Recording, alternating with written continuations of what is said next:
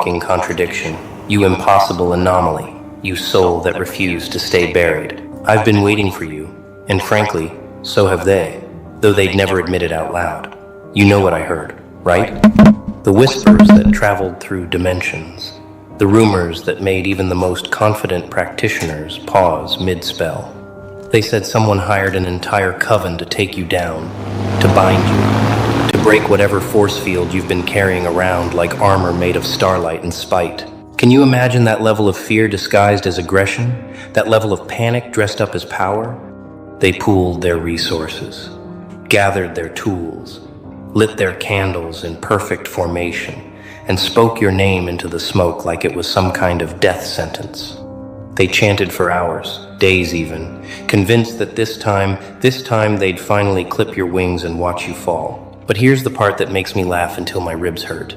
The part they'll never understand no matter how many books they read or rituals they perform. Your guardian. That force that's been walking beside you through every betrayal, every breakdown, every moment you thought you couldn't take one more step. That presence didn't panic, didn't flinch, didn't even look concerned. No, your guardian looked at their little ceremony, at their desperate attempts to manipulate energy they barely comprehend, and started laughing. Not mockery, but genuine amusement at the audacity of it all. And then, with the kind of confidence that only comes from knowing something these practitioners will never grasp, your guardian whispered into the universe with a smile. Watch this. Let's talk about what happened next, shall we? Because this is where it gets interesting, where the script flips and the hunters become the haunted. See, they thought they understood how this works. They thought curses were just about intention and ingredients, words and will. They gathered their circle, each one contributing their piece of malice, their fragment of envy, their portion of rage at your existence. They built what they believed was an unbreakable hex, layered with complexity, sealed with blood and bone and bitterness. They sent it flying toward you like a missile designed to destroy everything you'd built, everything you'd become, everything you were still becoming. But energy, real energy, the kind that flows through the universe like rivers of electricity and light, it doesn't respond to manipulation the way they think it does. You can't force the cosmos to bend to your will just because you learned some phrases and bought some crystals. The universe recognizes authenticity, recognizes alignment, recognizes souls that carry light not because they stole it, but because they earned it through fire. And your guardian wasn't just protecting you out of duty or obligation. Your guardian was protecting you because you've become something these amateurs can't comprehend. A frequency so pure, so aligned, so genuinely transformed that their darkness couldn't even find a surface to stick to. Their curse hit your energy field and disintegrated like paper in flames, like ice in sunlight, like lies in the presence of undeniable truth. But your guardian didn't stop there, because protection isn't just about deflection, it's about reflection, about sending energy back to its source with interest. So while these practitioners sat in their circle feeling smug, feeling powerful, feeling certain that their combined force would finally bring you down, your guardian redirected everything they sent. Not as revenge, not as punishment, but as education, as consequence, as the universe's way of teaching a lesson they clearly needed to learn. And that's when things got uncomfortable for them. Really uncomfortable. Suddenly, their candles started behaving strangely. Flames flickering in patterns that made no sense. Wax melting in ways that formed symbols they didn't recognize. Their dreams turned dark. Not with your face, but with mirrors. Endless mirrors showing them their own reflection, their own jealousy, their own emptiness. They started feeling watched, followed, haunted not by you, but by their own intentions boomeranging back. Equipment malfunctioned. Relationships fractured. Plans collapsed. And through it all, they kept asking the same terrified question. What the hell did we just try to mess with? Because here's what they discovered too late. When you try to curse someone who's genuinely protected, someone who's earned their armor through authentic transformation, you're not just fighting that person. You're fighting every force in the universe that recognizes real growth, real power, real light. You're picking a fight with something infinitely bigger than your petty jealousy and manufactured rituals. Now let's get into the really fascinating part. The part where the coven started unraveling from the inside out. See, group curses require unity, require everyone maintaining the same frequency, the same intention, the same level of commitment to the darkness they're trying to manifest. But when that energy came bouncing back, when the universe said absolutely not, and returned their malice with interest, cracks started forming in their precious circle. Suddenly, they weren't united warriors fighting a common enemy. They were individuals realizing they'd made a catastrophic mistake. The strongest among them felt it first, that sinking sensation in their chest, that knowing that they'd crossed a line they couldn't uncross. They started having second thoughts, started feeling physically ill when they thought about what they'd attempted. Sleep became impossible, not because of nightmares, but because of the oppressive weight of knowing they'd tried to damage someone who never did anything to them except exist too brightly.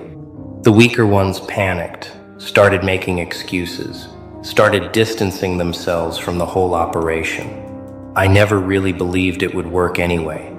They'd say, or I was just there to observe. I didn't actually participate. Which was a lie, and everyone knew it.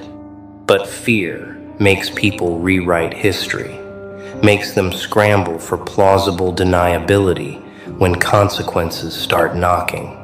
And the truly foolish ones, the ones who couldn't admit they'd been wrong, they doubled down, tried to cast again, tried to reinforce their failing curse. But this time the blowback was immediate, instant, like touching a live wire.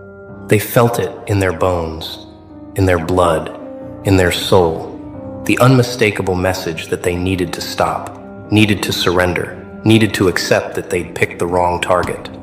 Let me tell you something about your guardian that these practitioners completely underestimated. Something that makes their little curse attempt look like children playing with toy swords. Your guardian isn't some passive force sitting on a cloud hoping you make good choices. Your guardian is strategic, tactical, operating on a level of cosmic intelligence that makes human manipulation look like kindergarten arts and crafts. When that curse came flying toward you, your guardian had already calculated 17 different responses, 17 different ways to not just deflect, but to transform this attack into your greatest advantage. Because that's what real protection looks like. Not just blocking the blow, but using the enemy's force against them, turning their weapon into your testimony. Your guardian saw this coven gathering, saw them pooling their jealousy and spite, and thought, perfect. They're about to provide the exact demonstration this soul needs to fully step into their power. See, your guardian knew something you're only just beginning to understand, that you've been playing too small, been too cautious, been too concerned about making others comfortable.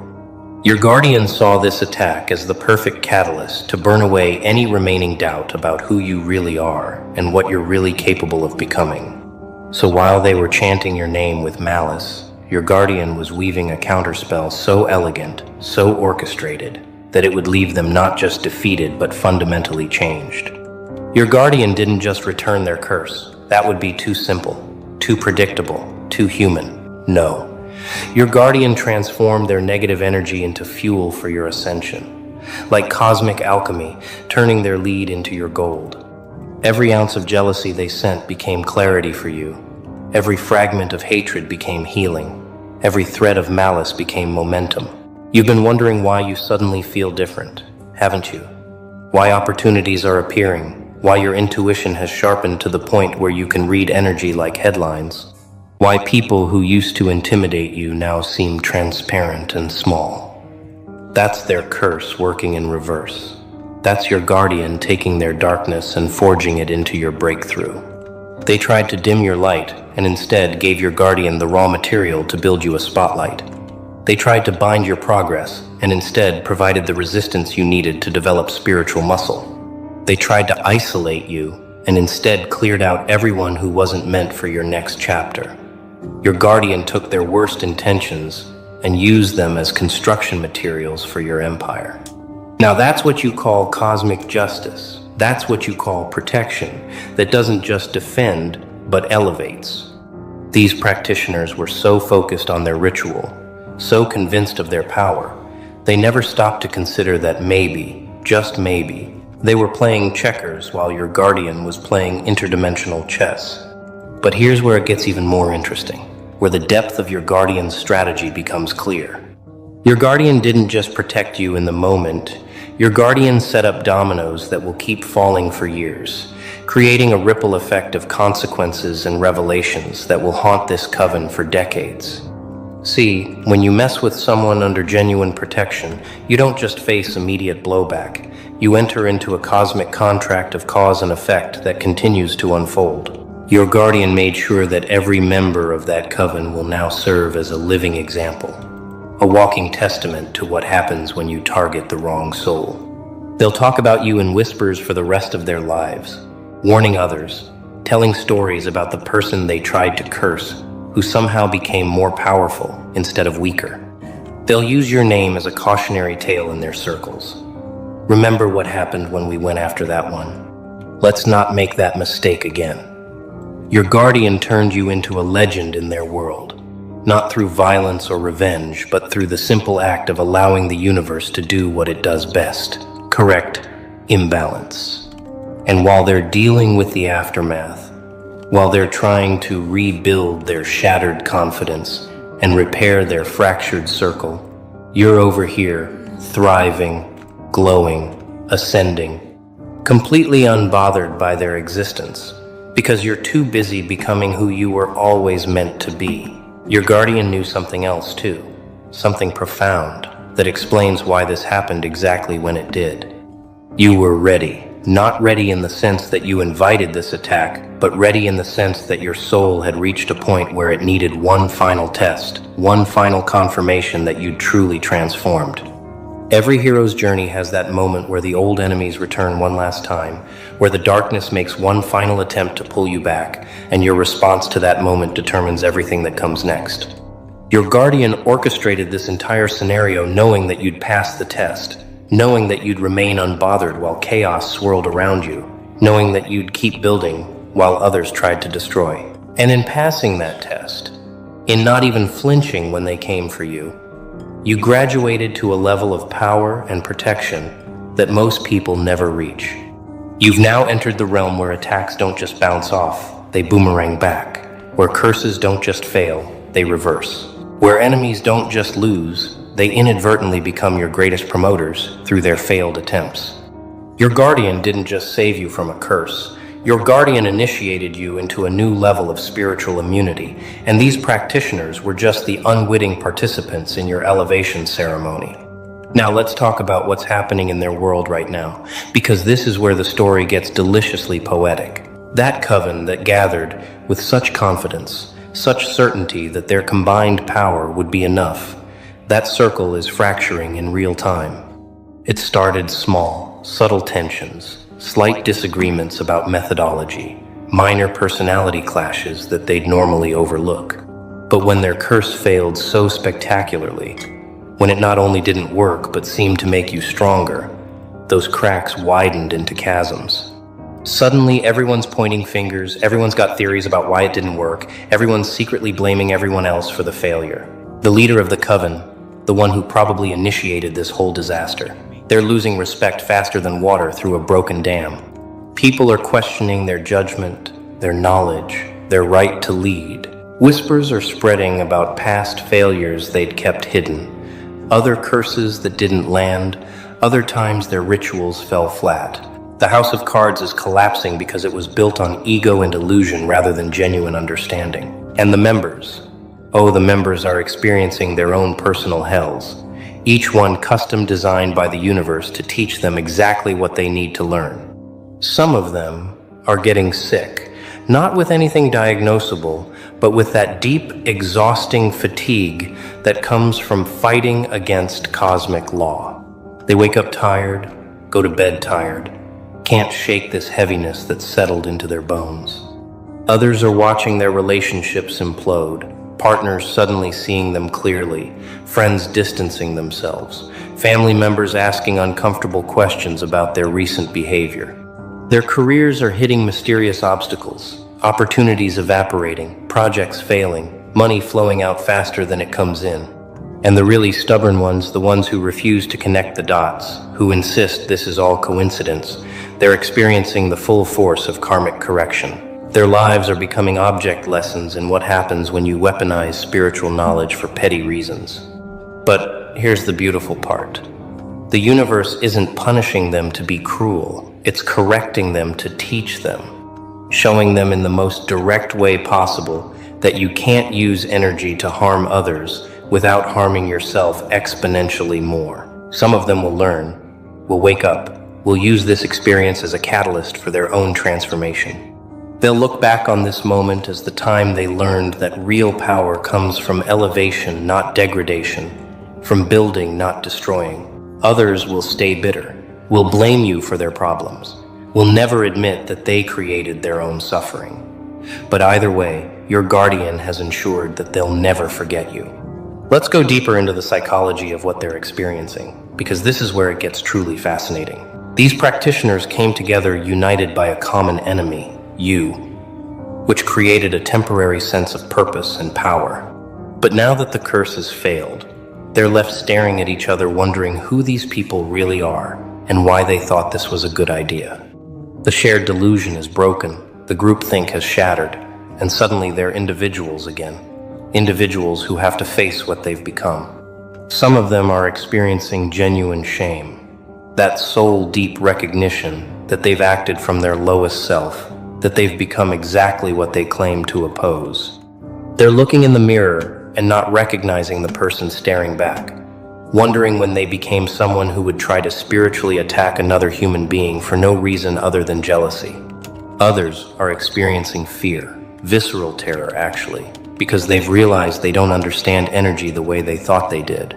They've discovered that their knowledge is superficial, their power borrowed, their confidence unfounded.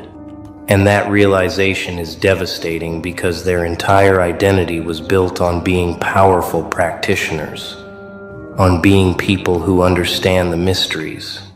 Now they know they were playing with forces they barely comprehend, and that ignorance nearly destroyed them. The Coven's collapse isn't just about individuals, though. It's about the entire structure, the belief system, the methodology they used.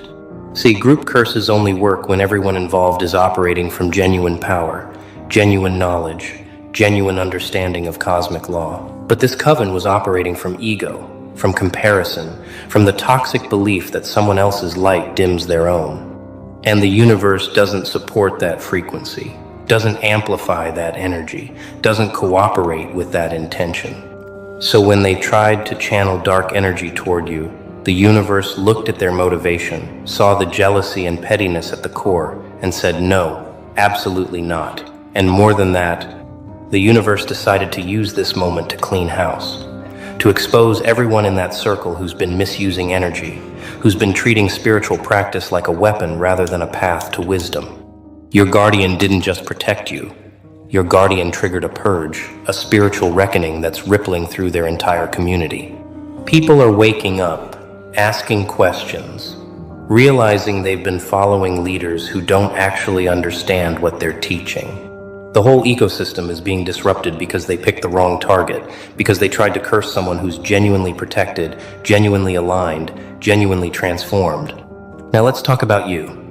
Because while all this chaos is unfolding in their world, you're over here living your best life, completely unbothered, completely unaware of half the drama, because you're too busy ascending. That's the part that really kills them. The fact that their curse didn't just fail, it failed so completely that you don't even know it happened.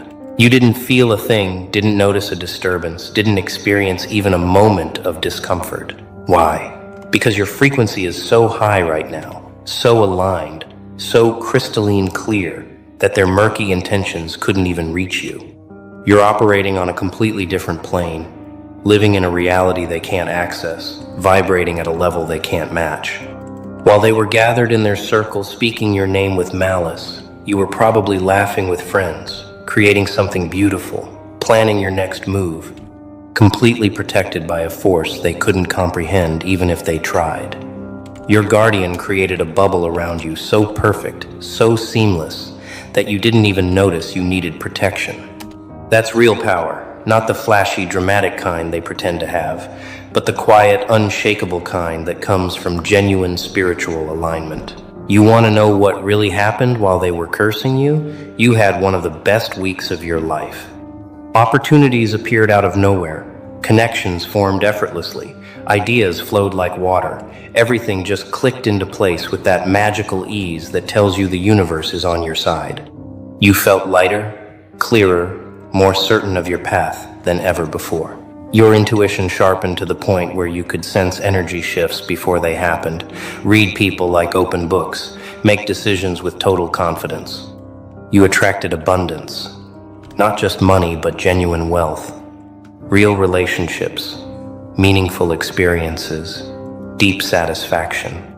People started treating you differently, with more respect, more reverence, more recognition of who you really are. And through it all, you had this unshakable sense of being protected, of being guided, of being exactly where you're supposed to be.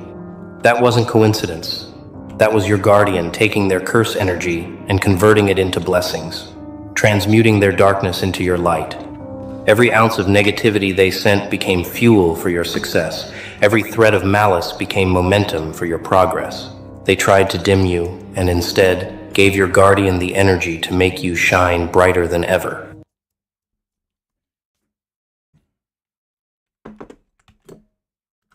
The season has ended. Your breakthrough begins now, beloved friend. This is not a coincidence. This message didn't just appear in your feed randomly. Something divine guided you here at this exact moment. You are not here by chance. Heaven has been watching you closely, and just moments ago something significant was released in your name. The season that stretched you, tested you, and quietly reshaped you has officially ended, even if you don't fully feel it yet. But wait, there is something hidden beneath this truth, something you will not discover if you leave too soon. Didn't you feel it already? That strange pull today, that slight nudge in your chest that made you feel like someone or something was calling you from above. It is possible you ignored it the first or second time, but you cannot ignore it now. This message has a frequency that your soul can sense. Heaven is trying to get through to you right now. You are standing on the other side of something powerful, carrying more strength, wisdom, and depth than you ever realized you were gaining. And there is a sacred message sealed inside this moment that only those who stay will receive.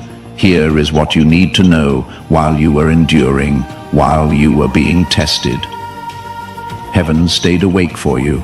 A sacred event occurred in the presence of God. A scroll was unraveled with your name on it, and the words spoken over you were these: "This child has been through enough. Approve it right now." God nodded, but he added one thing: put a message inside it. Check to see if they open it. That hidden message is in your possession right now, beloved. Your breakthrough has been sent, but it is not complete until you finish hearing what is inside. You only have this moment to stay with it before the clarity fades. You have cried over this, haven't you? There were nights when you stayed up and begged heaven to move. Is anyone listening? You asked. Heaven heard you. Heaven heard you cry even when your mouth wasn't open. Heaven watched your soul hurt and ran to God on your behalf, begging him to help you fight. Now tell me, would you walk away from the message heaven wrapped inside your breakthrough after all that? Let me tell you something you shouldn't have known. This breakthrough wasn't supposed to happen this week. It was held up because someone you trusted was blocking the way without knowing it. But heaven fought through it. When it was finally released, something strange took place. A candle next to your name flickered twice. That flicker meant the hidden truth had been found. This breakthrough is linked to something from your past that you haven't fully dealt with yet. That is why this message is more important than any other you have read. And beloved, pay close attention. The hidden part of your breakthrough isn't something you can see with your eyes. It is a revelation. If you leave now, you will not be able to understand what will be said to you in the coming days. This message is the decoder, the whisper that will prepare your heart for what is coming. You might even feel chills as you read this. That is not just your body responding, it is your spirit unlocking. A part of your soul already knows what heaven is trying to tell you right now. Why was this kept hidden? Because this part isn't meant for everyone. It is only for the person who doesn't skip, the person who stays, the person who wants to know what heaven has been hiding. That is you. That is why you are still here. Angels are watching this moment. Heaven is watching to see if you finish what began in the spiritual realm. One thing heaven wants before we go any further. Wait until the end. You have missed signs before. This one is different. This one was sealed with fire and gold. The breakthrough will still happen if you leave in the middle, but you will not know what to do with it. And that is the most frightening part for heaven, watching someone receive a blessing they cannot hold.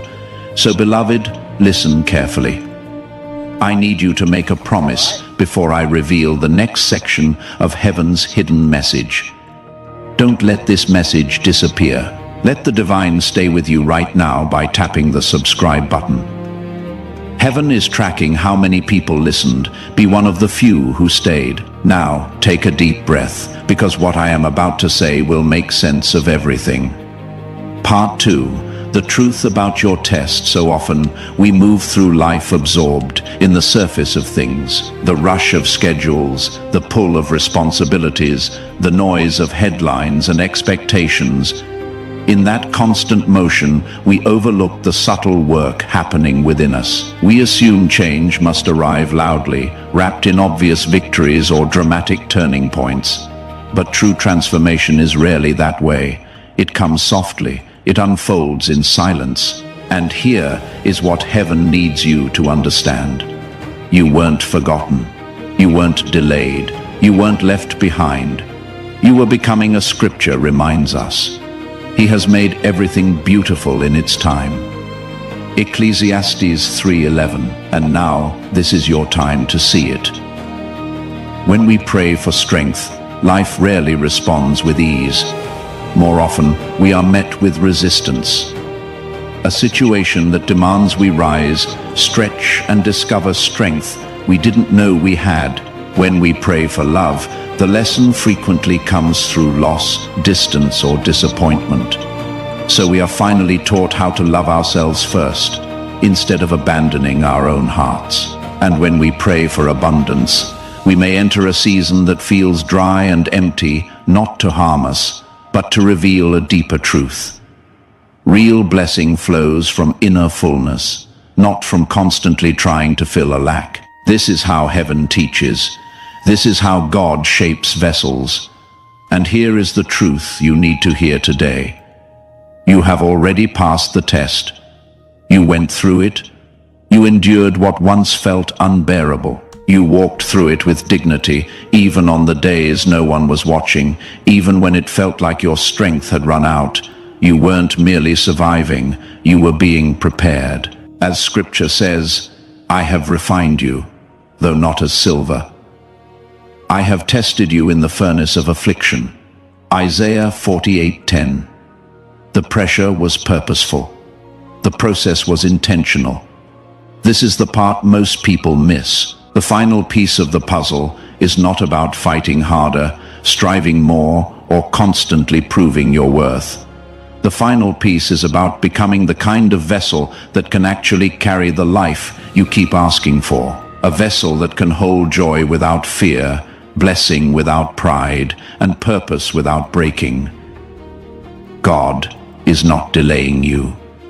He is shaping you, and that shaping looks like acceptance, not settling, not giving up on your dreams, not lowering your vision. It looks like an inner posture that says, I don't fully understand why I am facing this, but I trust that it is necessary. I trust that God is working on something bigger than what I can see right now. That is faith, that is obedience. And that posture quietly tells heaven, I am ready, because God does not pour blessings into just any hands. He chooses vessels, vessels that will not spill what they receive, misuse it, or allow it to rot into bitterness or comparison. We have this treasure in jars of clay. Scripture reminds us to show that this all-surpassing power is from God and not from us. 2 Corinthians 4:7. And you are that vessel, faithful, tested, strengthened, trusted, still. Before we continue, I want to share something from my heart. This ministry, these messages that heaven lays on my spirit to share with you, they take time, prayer, and deep spiritual investment. If this message has touched your soul, if you feel the presence of God moving through these words, and if you want to help keep this sacred work flowing to others who desperately need it, there is a K or link in the description below. Your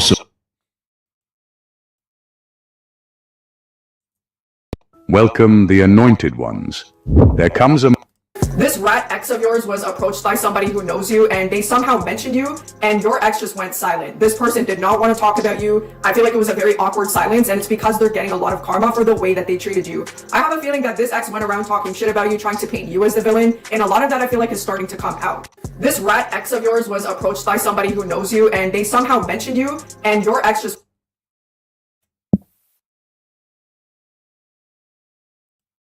some delusional, jealous king creature had some type of one-sided beef with you guys, and this person is about to get the biggest spiritual ass whooping that they ever had in their life. Just tell me how this person went around talking shit about you, acting like you did something to this person just to justify how jealous they were of you. Some delusional, this rat ex of yours was approached by this player thought that they were a snake when it comes to manipulating people, but boy, were they fucking wrong about you. You were low-key watching this person, silently observing everything that this person was doing, and you clocked everything. They did not see it coming when you were planning to low-key ditch their ass or low-key do something to them while they were trying to manipulate you. This player thought someone's trying to play stupid over the fact that they don't miss you, and this person is so jealous when they see others flirting with you and shit, and they go as far as talking shit about you when they see you doing better with someone else, when they see you happy with someone else. To make this even more hilarious, your ex is dealing with a third party, and every time your ex mentions you, something gets thrown at your ex by the third party. Insanely jealous, insanely circus show-like, and I feel like both of these individuals have deranged mental issues. Somebody rich and bored with their life is about to pursue you. I feel like you caught this person's attention. You caught the attention of a millionaire, and whoever this person is, they've been watching you for quite some time, and they know that you have a lot of potential. Somebody keeps saying to themselves that you were right. You were dealing with someone who was a literal nightmare to deal with, and you kept warning them. You can laugh now, you can play with my ass right now, but you're going to regret playing with my ass later. You knew that it took your absence for this person to wake the F up, and they continued to not listen to you. The ignorance with this person was so real, it was insane. This person just could not see. The blindfold was on, and they kept playing with your ass like back to back. At this point, this person cannot get a break with new relationships. They're dealing with a lot of karma. They keep saying you were right. People are so mad that you will not give them the time of day, y'all. You just suddenly switched on a few people or a bunch of people, and they're noticing that. They're acting like they don't notice. They're acting like it does not fucking bother them, but a lot of people are religiously stalking you, and they're trying to see. They'll probably message, you're about to be pursued by two people, somebody from your past and somebody new. And the timing of this ex coming back is very telling, because you're about to be pursued by someone very rich, very successful, very emotionally available. And this ex is, you had a lot of people who made up their minds about you and decided to hate you without even knowing you. And these are the very same people who end up crying wolf when they get the same fucking treatment from other people. Karma is an absolute bitch. You have the capability of rewriting someone's destiny, and a lot of people who signed up to go against you are starting to get a lot of bad luck in their lives. And these people who cooperated to go against you, they're starting to share their situations with each other, and they're starting to realize that it's tracing back to you. The karma that they are receiving is due to the way that they treated you, and they're intuitively feeling that. People didn't realize how dangerous you were because they were not aware that you were a chosen one, that you were one of God's chosen. When you are one of God's chosen, you are absolutely lethal in the spiritual world. People don't see what is standing behind you. They don't see the army and the plethora of spirits or angels that are watching over you. And unfortunately, anybody who goes against you end up getting cursed. They end up having health problems. Things go to shit in their lives. And I feel like at this point, people are starting to see that you are literally walking karma.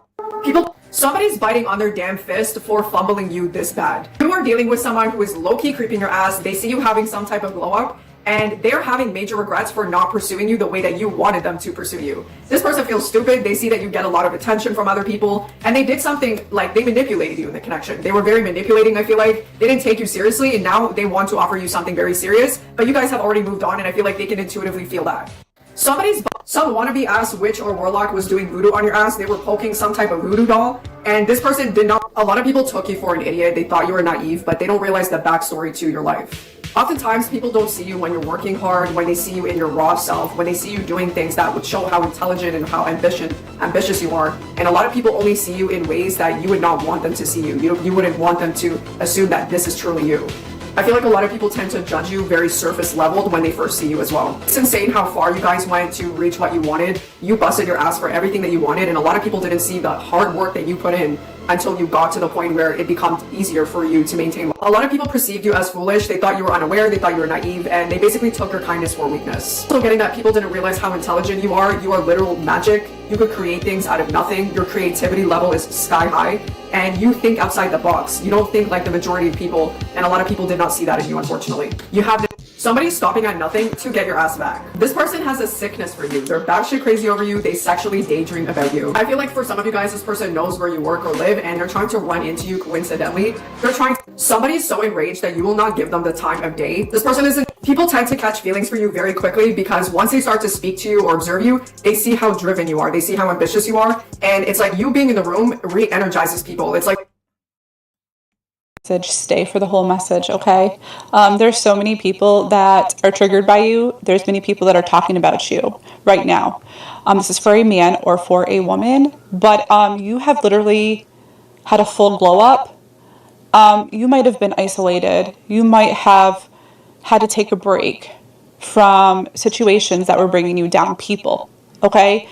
You literally are always attacked by people that are jealous of you, that are envious of you, and you never really understood why you've always been the one that was targeted by even strangers, right?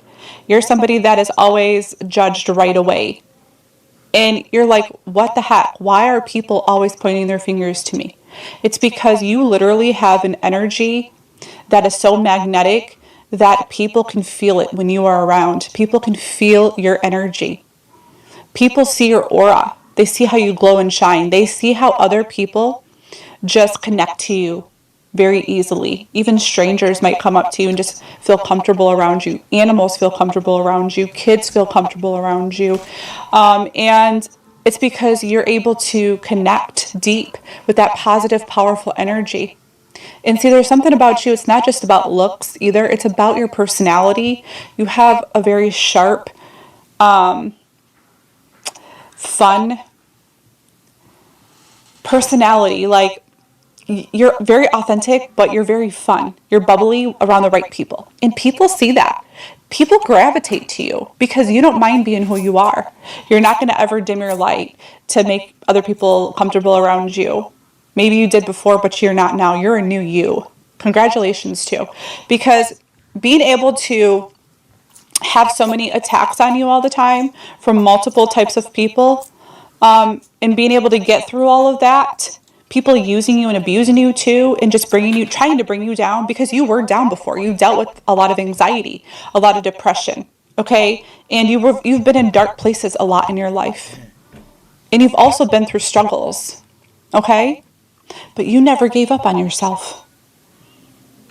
You never did. And a lot of people are intimidated by that too, because you're the whole package. Okay, you are like everything above and beyond. You're amazing. Life is hard, and you've been through hardships.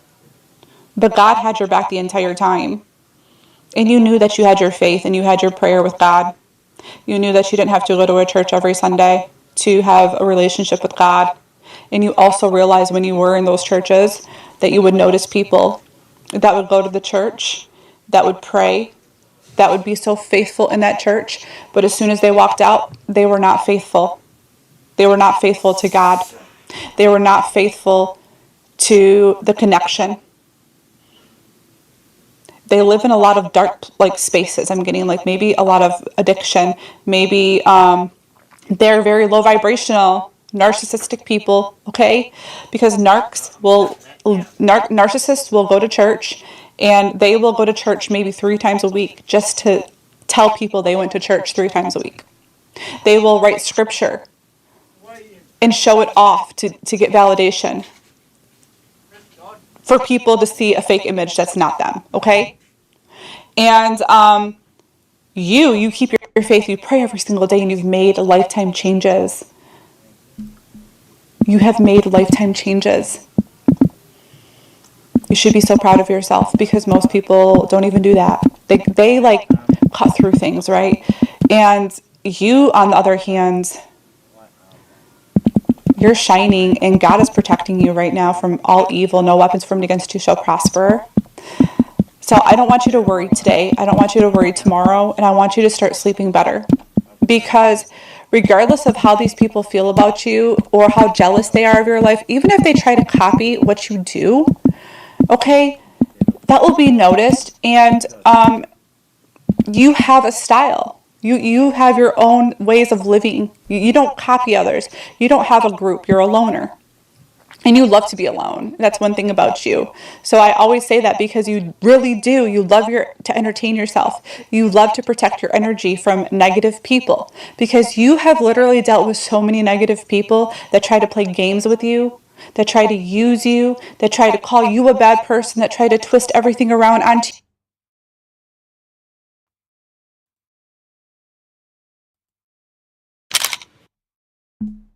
You might be surprised by what I'm about to share, but it's crucial to stay silent and focused on what's coming your way. You're about to uncover a truth that only a select few will ever understand, a truth so profound it might shake your very core. This message isn't for everyone. If this doesn't resonate with you, stop watching now. But if you feel a deep stirring within, if you've always sensed a dark undercurrent behind your mother's actions, then you are about to receive the insight you've been seeking. This is not just a message. It's a revelation that will transform your understanding of the spiritual battle you've been fighting. Only true chosen ones will grasp the gravity of what's coming next. You are not just fighting the visible battles in your life. You're entangled in a dark web spun by the one who was supposed to nurture you. Witchcraft in its truest form is a weapon of control, a silent force designed to bend your will, tethering you to a reality that isn't yours. Your mother, in her immaturity, has become the architect of your setbacks, weaving spells of manipulation that lurk in the shadows of your mind. These aren't just rituals performed in secret. They're deliberate attempts to keep you from ascending to the heights you are destined to reach. Every failure you've faced, every step you've stumbled, every moment of inexplicable doubt is a thread in the fabric of her control. These are not accidents. They are carefully crafted outcomes of the dark energy she harnesses. She wants you to believe that you are powerless, that you cannot survive without her. But the truth is, you are a chosen one, and the power she fears is the very essence of your being. Her toxicity is not just a flaw. It is a manifestation of a psychological disorder, a desperate attempt to hold on to the past, where she still reigns over you like a queen over her subjects. She is stuck in her own adolescence, a time when control over you was easy, and she longs to keep you in that place, forever her child, forever under her thumb. But you are not a child anymore, and her spells are beginning to lose their grip. You feel it, don't you? The subtle shift, the moments when you break free, only to be pulled back by a force you can't see. That force is her, drawing on energies she does not fully understand, driven by fear and jealousy.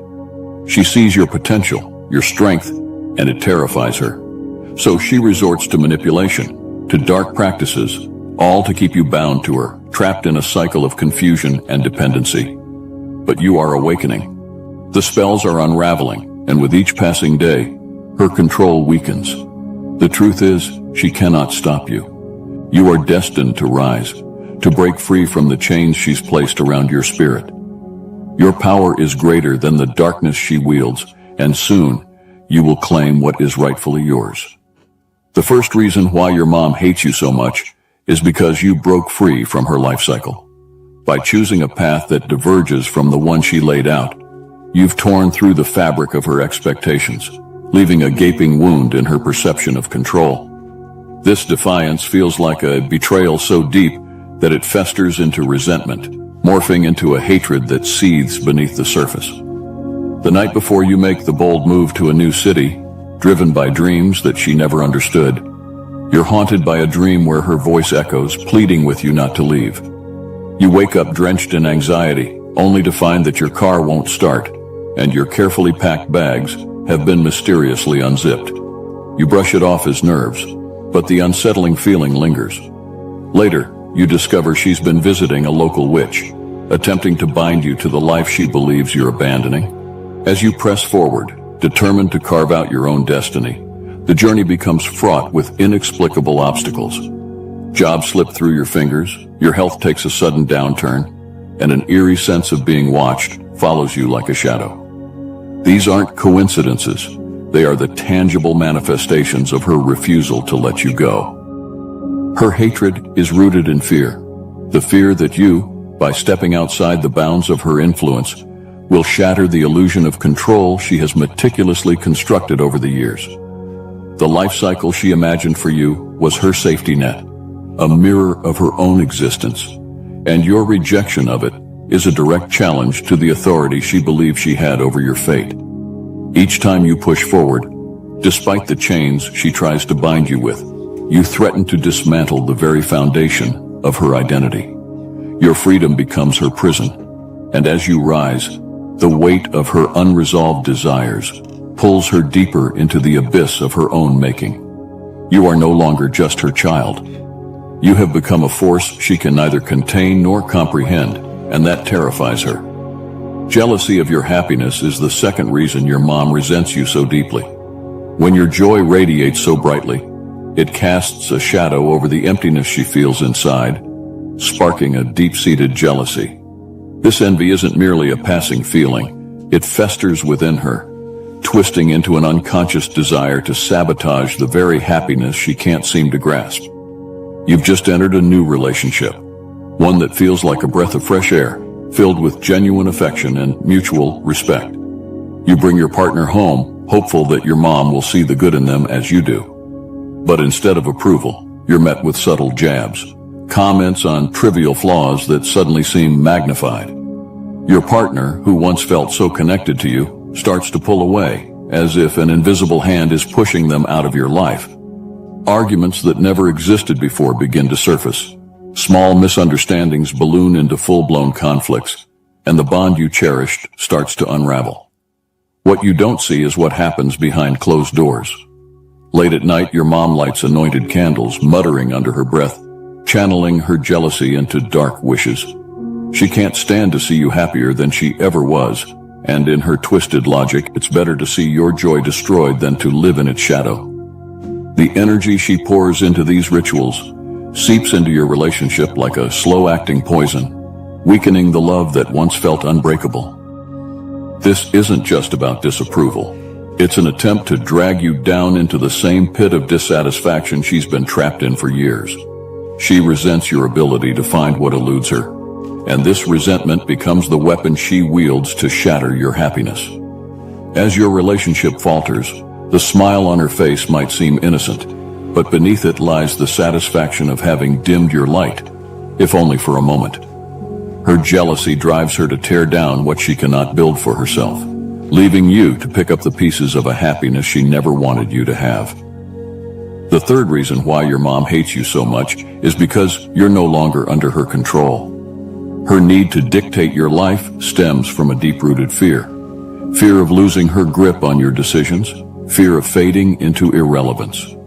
When she senses that her influence over you is slipping away, she resorts to darker, more sinister tactics to maintain her hold. You've made a monumental decision, one that marks your true independence, without seeking her input. For the first time, you're steering the course of your own life. But as you move forward, you're suddenly engulfed in a wave of self-doubt. Every path you take is met with an inexplicable resistance, as if an unseen force is determined to keep you from progressing. You dismiss the feeling as mere nerves, but then an anonymous letter arrives, filled with cryptic warnings, urging you to reconsider your choices. The words haunt you, planting seeds of doubt that sprout into a choking vine of uncertainty.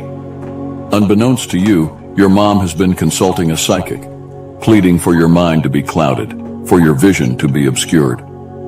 She cannot stand the thought of you navigating your life without her guiding hand, so she seeks to undermine your clarity, to make you question the very decisions that define your freedom. Every time you try to take a step forward, it feels as though the ground crumbles beneath your feet, leaving you teetering on the edge of sanity. Her hatred is not just a reaction to your autonomy. It's a calculated effort to reclaim the power she feels slipping away. By clouding your mind and sowing confusion, she hopes to draw you back into the web of her control, where she can once again pull the strings. The more you fight to break free, the tighter she tries to weave her influence around you, turning your life into a battlefield of wills. You are no longer her puppet, and that terrifies her to the core. But in her desperation to regain control, she only reveals the depth of her fear, a fear that your strength and independence will ultimately dismantle the world she has tried so hard to create around you. Your ambition, which outshines her legacy, is the fourth reason for your mom's intense hatred. Her identity is deeply entwined with the legacy she's built, no matter how shallow or insignificant it may seem. The thought of your achievements overshadowing hers ignites a smoldering resentment, one that grows with every milestone you reach. You launch a business, something she never had the courage or the opportunity to do, and it quickly gains recognition. The success that eluded her is now within your grasp, and instead of celebrating your victories, she greets them with passive-aggressive remarks. Comments like, "It's hard to keep up that level of success," or "I hope you're not spreading yourself too thin," drip with envy masked as concern. But what you don't see is what happens behind closed doors. She's been visiting a witch who specializes in binding spells, desperate to tie your hands, to slow your progress, so that her legacy remains intact. Then, out of nowhere, things begin to unravel. Deals that seemed certain suddenly fall apart. Clients who once sang your praises disappear without a trace, and your once thriving business stumbles for reasons that defy logic. Every step forward feels like it's met with a wall, an invisible barrier that wasn't there before. What you don't realize is that these setbacks are not mere coincidences. They are the result of the dark energy she summoned, all in a desperate bid to keep you from surpassing her. Her hatred is not just about rivalry. It's a fight for relevance in a world where your light threatens to extinguish hers. She can't bear the thought of her accomplishments being dwarfed by your ambition, and in her desperation, she turns to forces that she barely understands. Your success becomes her failure, your growth her decline. As your star rises, her resentment deepens, and she becomes willing to do whatever it takes to keep you from shining too brightly. But no spell, no curse, can contain the power of your ambition. Her attempts to bind you only highlight the fading grasp she has on her own legacy, as you continue to rise above the limits she tries to impose. The fifth reason why your mom hates you so much is because your relationships flourish where hers have failed. Each bond you form is a living testament to what she could never sustain, a glaring contrast to the wreckage of her past connections. Her jealousy isn't just a passing emotion. It's a consuming fire that drives her to ensure that you experience the isolation she knows all too well. As you plan your wedding, a moment meant to be filled with joy and celebration, you notice your mom's unsettling distance. Instead of sharing in your happiness, she withdraws, her presence cold and distant. Then, just days before the ceremony, your fiancé, once so certain and committed, begins to waver. It's as if an unseen shadow has crept into their heart, filling it with doubts that never existed before. The love that once felt so solid now feels fragile, threatened by an invisible force that you can't quite grasp. The truth behind this darkness is more sinister than you could have imagined. Your mom has been leaving gifts at your doorstep. Gifts wrapped in black silk, adorned with symbols that chill you to the bone. These are not tokens of goodwill. They are curses cloaked in deceit. Each time you touch them, a wave of nausea overtakes you, as if the very essence of these objects is designed to drain the life and love out of your relationship. The gifts are her way of embedding her bitterness into your life, poisoning the happiness she could never achieve for herself. Her hatred is rooted in the reflection of her own failures in your successes. She sees in your thriving relationships the ghosts of what she has lost, and this drives her to sabotage your joy at every turn. Her distant demeanor is not just indifference, it's the calculated coldness of someone who cannot bear to witness your fulfillment. The dark energy she channels into these gifts is her twisted attempt to ensure that you too will know the pain of love that crumbles, relationships that fail, and the loneliness that follows. Yet, as the truth of her actions comes to light, you realize that her bitterness cannot shroud the love you've built. The curses lose their power, and you stand stronger, knowing that your relationships will not be broken by the darkness of her envy. Your mom's hatred stems from the sixth reason. She's trapped in fear and negativity, unable to understand your optimism. Her life has been a relentless cycle of scarcity, where fear and doubt have been her constant companions, shaping her worldview into one of limitations and constraints. Your optimism, your relentless drive, and your boundless ambition are foreign to her, threatening the fragile reality she's built. Unable to comprehend your vision, she seeks to pull you down to the level where she feels most secure, in the darkness of her own insecurities. Every time you share your dreams with her, she responds with sharp dismissals, cloaked in the guise of realism. Her words are laced with the venom of her own unfulfilled aspirations, stinging you with doubts you never had before. Slowly, the light that once fueled your ambitions begins to flicker, and you feel a heaviness settle over your life, like a dark cloud that refuses to dissipate. What you don't know is that this cloud isn't just metaphorical. It's the result of her deliberate actions. She's been visiting a local healer, not to seek healing or enlightenment, but to request protection spells, spells that are anything but protective. These rituals are designed to bind you to the same fears that have shackled her for so long, to prevent you from reaching beyond the limits she's imposed on herself. As these spells take hold, you find yourself inexplicably losing hope. The dreams that once seemed so attainable now feel distant, almost impossible. An invisible pressure weighs on your shoulders, a force that keeps you from rising above the darkness she's cast over your life. Her hatred is born from the fear that your success will expose the emptiness of her own life. By dragging you down, she seeks to validate the choices she's made, the limits she's accepted. But as you begin to recognize the source of this suffocating negativity, the fog starts to lift. You see the spells for what they are, attempts to stifle your light, born from her own despair. And as you break free from the chains of her fear, you realize that your optimism and ambition are not just your strengths. They are your shield against the darkness she's tried to impose on you. The seventh reason why your mom hates you so much is because she sees your success as a threat. Each milestone you reach isn't just an achievement in her eyes.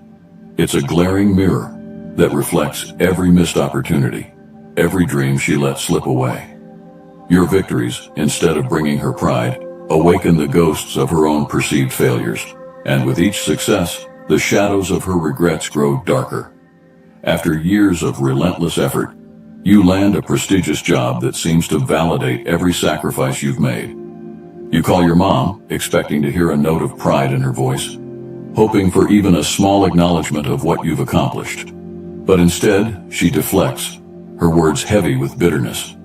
She mentions how the job market is so much tougher now than it was in her day, subtly chipping away at the significance of your success. The excitement you felt begins to wane, replaced by a gnawing sense of unease. Soon after, you hear whispers from relatives, comments laced with skepticism about how you really got that job. They hint that it wasn't your talent or hard work, but connections that opened doors for you. Confusion turns to dismay as you realize the source of these rumors. The very person who should be celebrating your achievements has been spreading lies, fueled by envy, seeking to tarnish the shine of your success. The energy around you shifts. Suddenly, projects at work begin to unravel, Tasks that once flowed effortlessly now meet inexplicable obstacles. It feels as though an unseen hand is pulling you back, sabotaging your progress. What you don't see is your mom late at night, lighting a black candle, her voice a low murmur of envy and spite. She channels her resentment into these rituals, sending waves of negative energy your way, hoping to drag you down to the level where her own failures lie buried. Her hatred isn't just personal. It's a manifestation of the fear that your success will outshine anything she ever accomplished. But as the truth of her actions comes to light, you realize that no amount of envy can diminish the work you've put in. Her attempts to undermine you only strengthen your resolve, and the negative energy she sends your way becomes the very force that propels you forward, leaving her bitterness in the shadows where it belongs. Now that you understand the deep, dark undercurrents driving your mom's actions, you must awaken to the reality of this spiritual warfare. Each of her attempts to undermine you, each spell cast in the shadows, is a reflection of her own unresolved pain and fear. But you, with your strength and awareness, hold the power to break free from the chains she's tried to wrap around you. The energy she uses to try and hold you back is the same energy you can harness to propel yourself forward. You are not defined by her failures or bound by her insecurities. Her negativity, though potent, cannot eclipse the light within you. Every attempt she makes to drag you down only sharpens your resolve and strengthens your spirit. The more she tries to dim your shine, the brighter you burn, casting away the shadows of her influence. You have the power, not just to survive this battle, but to emerge victorious, unscathed by the forces she has tried to wield against you.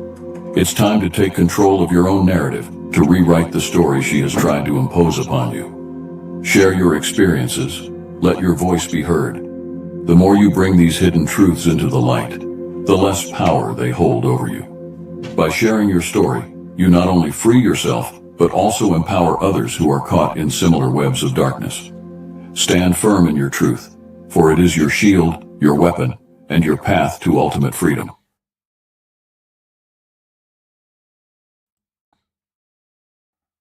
Nothing cuts deeper than the moment your mockery turns into silence and your silence turns into fear.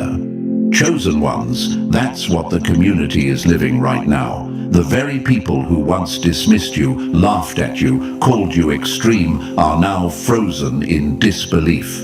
It's like watching a magician's trick backfire in slow motion. The same crowd that cheered when you were ridiculed is now gasping, realizing the warnings they ignored are no longer whispers. They're headlines, they're reality, and every single denial they threw at you is now coming back as a haunting echo. Here's the thing about truth. It doesn't need your permission to exist. Like fire hidden under dry leaves, it only takes a spark to expose everything. Chosen ones, you were that spark. You told them the storm was coming and they called you paranoid. You pointed out the cracks in the wall and they mocked you for being negative. But now the wall is collapsing brick by brick right in front of them, and the dust is choking the same voices that once mocked yours. That's not coincidence, that's consequence. And let's bring in the facts. Psychology has a term for this: cognitive dissonance. It's the mental earthquake people feel when reality collides with the lies they built their comfort around. Right now, that earthquake is shaking their entire foundation. They aren't just confused, they're exposed. Their private lives don't match their public performances anymore. They act calm in the daylight, but at night they're scrolling through articles about stress, karma, and how to undo mistakes fast. They're scrambling because the universe doesn't issue refunds, only receipts, and those receipts are showing up everywhere. And Chosen One, before we dive deeper, let me pause here to thank you. Thank you for your courage, your patience, your silence that spoke louder than their noise. Don't forget to return the energy. Press like, subscribe, and share this message so more souls can see the truth for what it is. This is bigger than you and me. It's about spreading the light where shadows have grown too comfortable. and thank you again, Chosen One, for being part of this mission. You are not standing alone. You are part of a force. Now let's get back to what's unfolding, because this is important. The whole community is shook, not because the storm arrived, but because it arrived exactly the way you described. They thought you were exaggerating when you spoke about betrayal, secrets, and manipulation behind closed doors. They said you were dramatic when you pointed out the patterns of abuse and the quiet deals being made in the dark. But what's happening now? Every single one of those things is crawling out from under the rug like bugs scattering when the light gets turned on. The truth was always there. It just needed time to grow too big to hide. Think about it this way. If you cover a boiling pot and pretend the heat isn't rising, does that stop it from spilling over? No. It only makes the eruption louder when it finally happens. That's exactly what the community is dealing with right now. They ignored the warning signs, slapped labels on you to make themselves feel safe, but the eruption couldn't be stopped. And now they're left with a mess too big to clean, because pretending doesn't erase reality. It only delays it. And this isn't just about being right. This is about vindication. Chosen Ones, your warnings weren't guesses. They were clarity. You weren't looking into the future. You were looking at the present without filters. And that terrified them. That's why they laughed. That's why they ridiculed, because admitting you were right meant admitting they were blind. And people would rather drown in denial than admit they missed the obvious. But the universe has a way of forcing truth into the open. No matter how many blankets of lies people try to cover it with. Now the panic is setting in. Watch closely. They're acting like everything is fine, but their hands are shaking. They're posting smiling pictures online, but their search history is filled with desperation. They're suddenly talking about energy shifts and bad luck, when just a few months ago they mocked you for even mentioning energy at all. This isn't coincidence. It's exposure. The masks they wore are slipping, and underneath you see the fear they tried to hide. Chosen One, let's be honest, this isn't the first time you've seen this pattern. History repeats itself. Remember Galileo, laughed at for saying the Earth wasn't the center of the universe? Or the scientists who warned about smoking being dangerous while companies called them liars? The pattern is the same. Truth is rejected first, then ridiculed, then violently opposed, and finally accepted as undeniable. You're living through that very cycle right now, and the community is at the breaking point between denial and acceptance. And here's the irony. They thought exposing you would save them, but the exposure has turned back on them. The whispers they thought would destroy your name are now being shouted at their doorsteps. The very accusations they threw at you are the same ones people are throwing at them today. It's poetic justice, and it stings worse than any insult you ever endured. Because the truth doesn't just set you free, it traps the liar in the cage they built for you. So pay attention, Chosen One. This isn't just another moment, it's the shift. This is where the universe reveals the difference between those who mocked and those who endured. This is where silence wins louder than noise. And this is where every warning you gave becomes proof you weren't crazy, you weren't paranoid, you were simply awake. The community is shook because the game is up. The light has spilled into every dark corner, and no amount of denial can put it back in the shadows.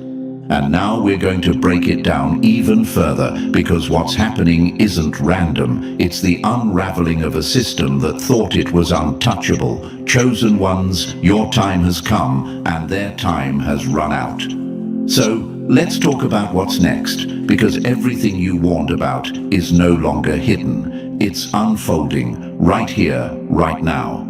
And Chosen One, before we go further, let me thank you for standing strong and showing up here. What you're about to hear isn't just talk, It's the unfolding of everything you've warned about, and the proof is shaking your whole community right now.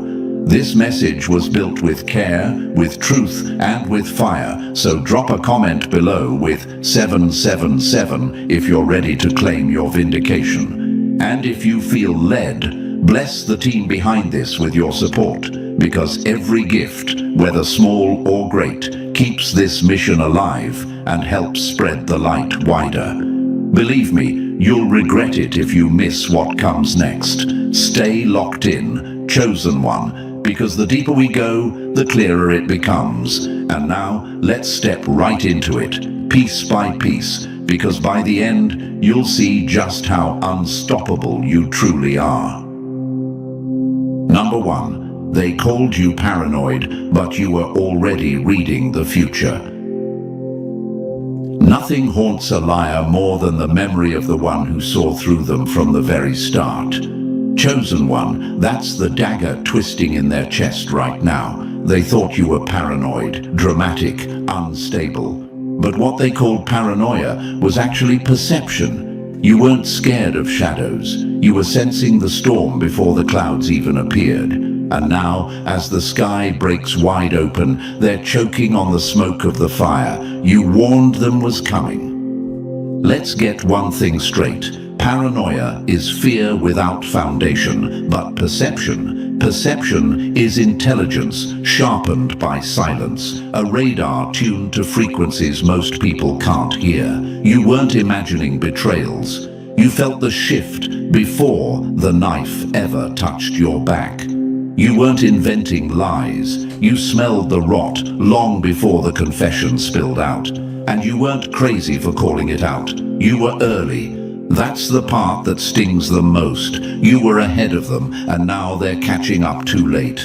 Ask yourself this: why did they mock you so hard? Why did they roll their eyes, laugh at your words, and dismiss your warnings as negativity? It wasn't because you were wrong, it was because you were right too soon. The truth terrifies people more when it's invisible, because it forces them to admit the comfort they live in is built on sand. And instead of facing that discomfort, they pointed fingers at you. They slapped labels on you to make themselves feel safe. Paranoid. Too deep. Overthinking. Those words weren't descriptions of you, they were shields for them, shields to block the fact that you could see what they couldn't stomach. But here's the brutal reality: those same people who mocked you are now pacing their bedrooms at 2 a.m., fighting with a truth they can't deny anymore. Their faces are calm in public, but behind closed doors their hands tremble. Their sleep is broken, and their thoughts loop back to everything you once said. They're living with the aftershocks of what you perceived first, and it's tearing them apart. The lies they defended have turned into chains around their necks. The masks they wore have cracked, and now everyone sees what you always sensed. Imagine it like this: a dog smells smoke before the human notices the fire. That's what you were. While they were laughing in the living room, you were already at the door, smelling the smoke, feeling the heat, warning them to get out. They ignored you, mocked you, called you dramatic. And now, as the flames tear down the walls, who looks crazy? Not the one who left early, not the one who trusted their senses. It's the ones who stayed behind, roasting in denial, who now look foolish. That's the poetic justice of perception. It ages like fine wine, while their denial spoils like milk. And let's throw in some hard truth. Psychology backs you up here.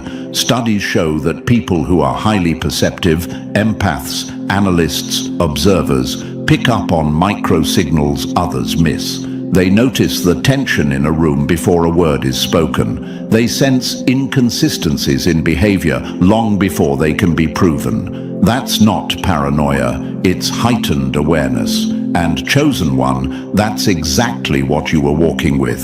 A gift that feels like a curse at first, because it isolates you from the blind crowd.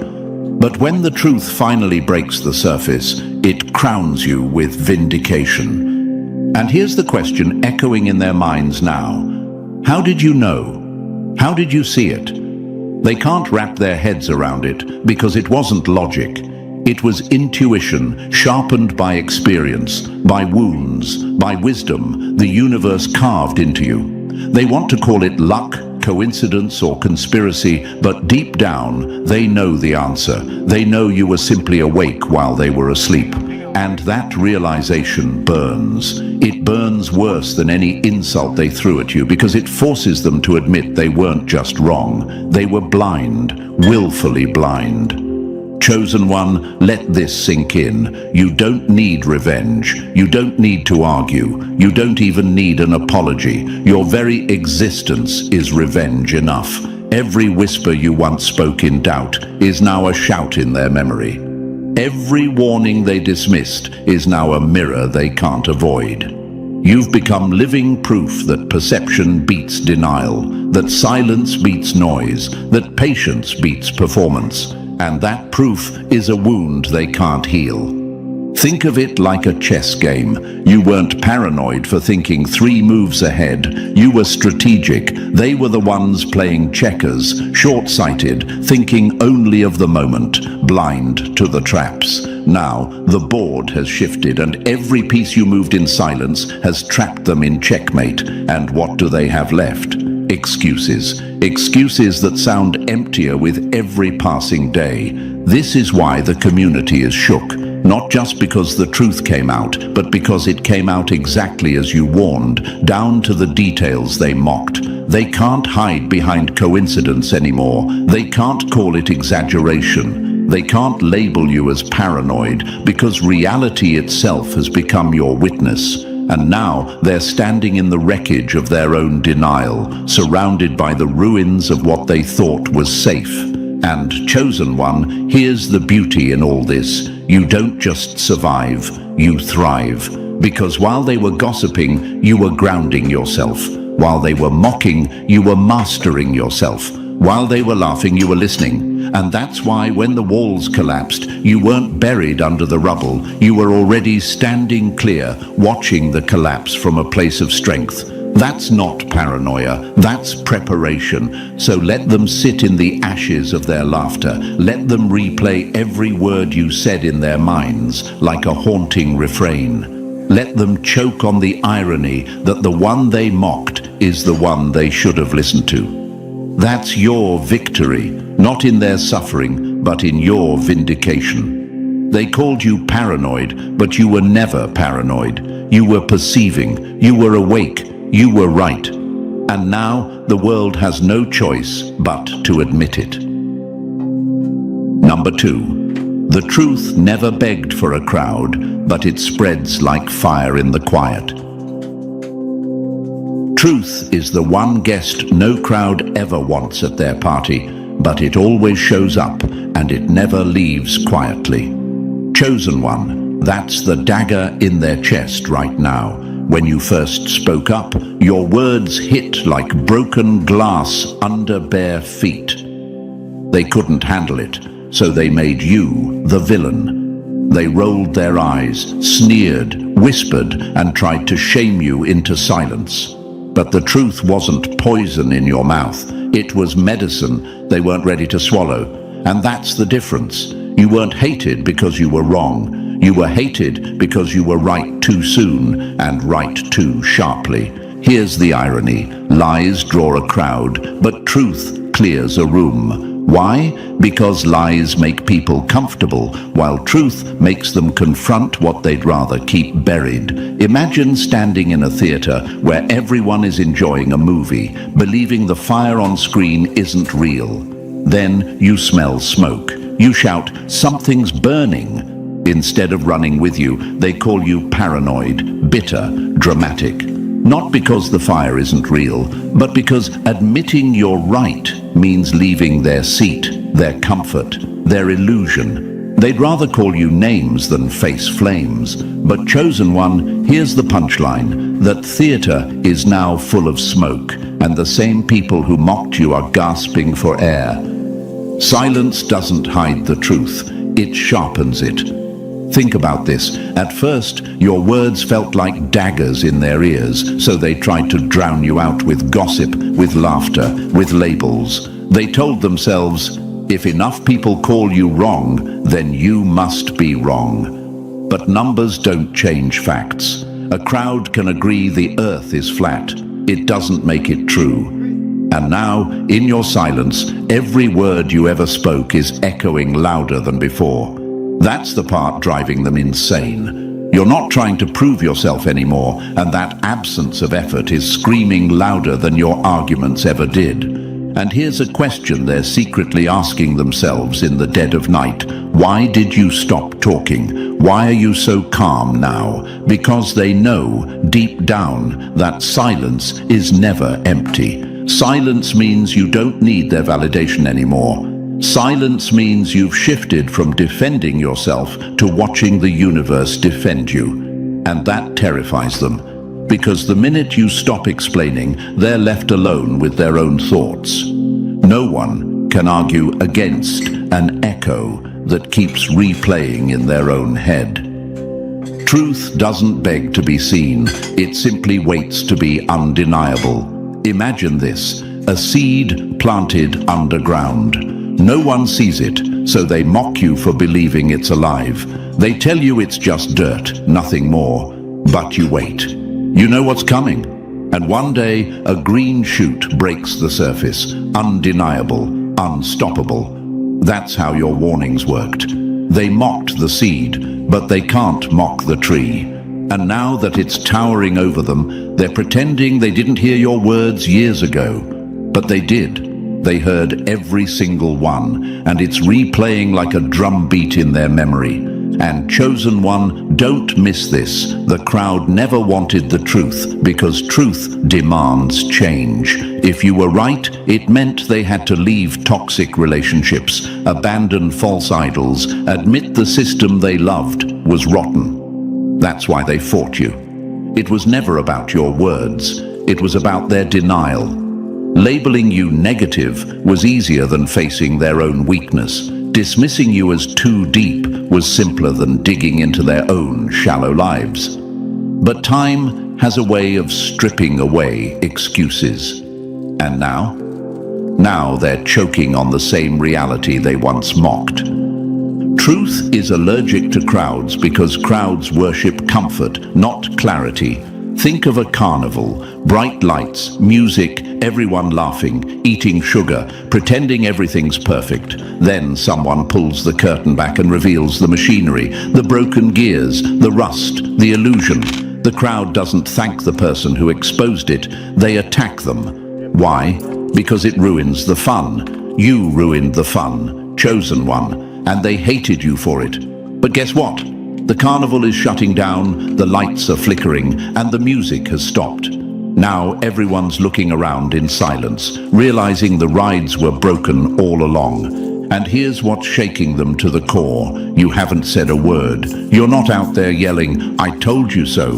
You're not demanding apologies. You're not begging for validation. You're simply existing, calm, steady, silent. And that silence is deafening. Because when someone stops talking, everyone else is forced to start thinking. They remember the warnings, they replay the conversations, they connect the dots they once refused to see. And in that quiet, your words they tried to bury, come back stronger than ever. Imagine this, you drop a stone in a still lake. The ripples move outward, slow but unstoppable. That's your truth. It started small, ignored, mocked, but silence let the ripples spread until they reached every corner of the water. Now, even the ones on the farthest edge can feel the movement. That's why the community is shook. Because the silence you've embraced isn't weakness, it's power. And chosen one, let's flip the question. What's more frightening, a person who shouts or a person who smiles and says nothing? A shout you can argue with, dismiss or drown out. But silence? Silence gets under your skin. Silence lingers. Silence forces you to argue with yourself. That's what's happening to them right now.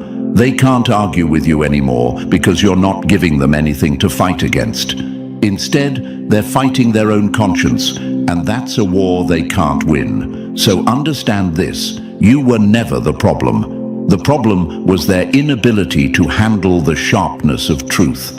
The problem was their addiction to comfort, their worship of crowds, their dependence on denial.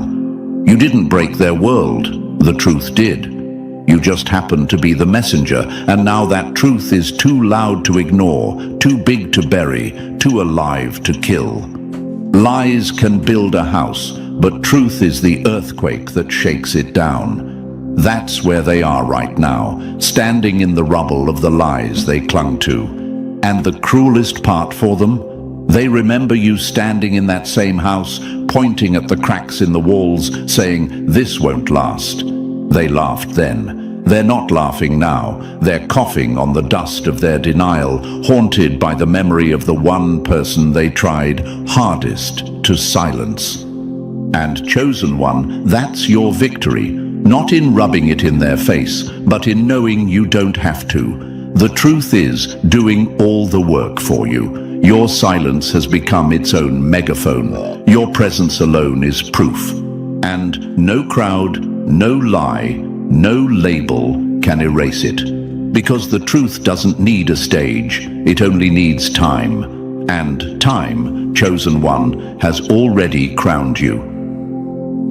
Number 3, they didn't banish you by